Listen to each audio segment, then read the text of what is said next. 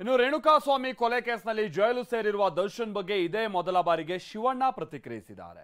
ಹಣೆ ಬರಹ ಏನು ಮಾಡೋಕ್ಕಾಗಲ್ಲ ಅಂತ ಶಿವರಾಜ್ ಕುಮಾರ್ ಹೇಳಿದ್ದಾರೆ. ಇನ್ನು ಇತ್ತ ಜೈಲಿಗೆ ಬರಬೇಡಿ ಅಂತ ಮನವಿ ಮಾಡಿದ್ರು. ದರ್ಶನ್ ರನ್ನ ನೋಡೋದಕ್ಕೆ ಕೆಲ ಅಭಿಮಾನಿಗಳು ಈಗಲೂ ಕೂಡ ಬರ್ತಾ ಇದ್ದಾರೆ.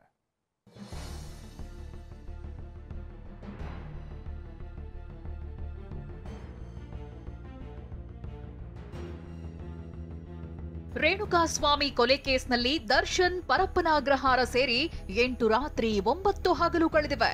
ದರ್ಶನ್ ಪವಿತ್ರ ಸೇರಿ ಆರೋಪಿಗಳೆಲ್ಲ ಜೈಲಿನಲ್ಲಿ ಮುದ್ದೆ ಮುರಿಯುತ್ತಿದ್ದಾರೆ. ಈ ಮಧ್ಯೆ ಹ್ಯಾಟ್ರಿಕ್ ಹೀರೋ ಶಿವರಾಜ್ ಕುಮಾರ್ ಮೊದಲ ಬಾರಿಗೆ ಪ್ರತಿಕ್ರಿಯೆ ನೀಡಿದ್ದಾರೆ.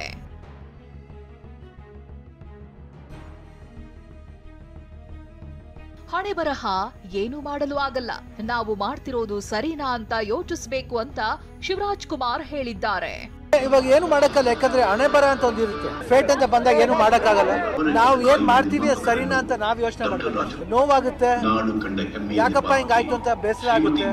Face everything, part of face. ನ್ಯಾಯ ಎಲ್ಲಿದೆಯೋ ಅದು ಖಂಡಿತ ಹಾಗೆ ಆಗುತ್ತೆ. ನಟ ದರ್ಶನ್ ಭೇಟಿಗೆ ಪರಪ್ಪನ ಅಗ್ರಹಾರಕ್ಕೆ ವಿಶೇಷ ಚೇತನ ಗೋವಿಂದರಾಜು ದರ್ಶನ್ ಭೇಟಿಗೆ ದೌಡಾಯಿಸಿದ್ರು. ಕಿವಿ ಕೇಳಿಸದಿದ್ದರೂ ಜಾಗಟೆ ಬಾರಿಸುತ್ತಾ ಶಂಖ ಊದುತ್ತಾ ಗ್ರಾಮದಿಂದ ಜೈಲಿನ ಬಳಿ ಆಗಮಿಸಿದ್ರು.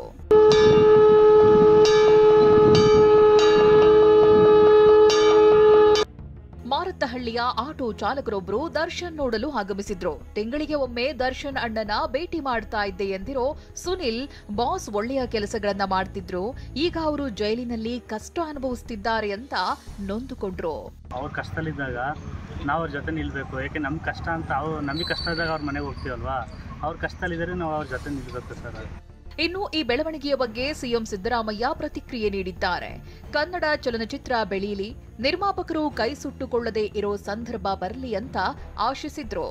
ಬಹಳ ಕಷ್ಟದ ದಿನಗಳಿದ್ರೂ ಕೂಡ ಚಲನಚಿತ್ರ ನಿರ್ಮಾಣಗಳನ್ನ ಮಾಡ್ತಾ ಇದ್ದಾರೆ. ನಾನು ಎಲ್ಲ ನಿರ್ಮಾಪಕರಿಗೆ ಈ ಸಂದರ್ಭದಲ್ಲಿ ಧನ್ಯವಾದಗಳನ್ನು ಹೇಳ್ತಾ ಇದ್ದೇನೆ. ನಾನು ಕನ್ನಡ ಚಲನಚಿತ್ರಗಳ ಬೆಳವಣಿಗೆಗೆ ನಮ್ಮ ಸರ್ಕಾರ ಎಲ್ಲ ರೀತಿಯ ಸಹಾಯವನ್ನು ಮಾಡ್ತಾ ಇದ್ದೀವಿ. ಜೈಲು ಹಕ್ಕಿಯಾಗಿರುವ ದರ್ಶನ್ ಮತ್ತು ಸಹಚರರು ಸದ್ಯಕ್ಕಂತೂ ಹೊರಬರೋ ಲಕ್ಷಣಗಳು ಕಾಣ್ತಿಲ್ಲ. Bureau report, TV9.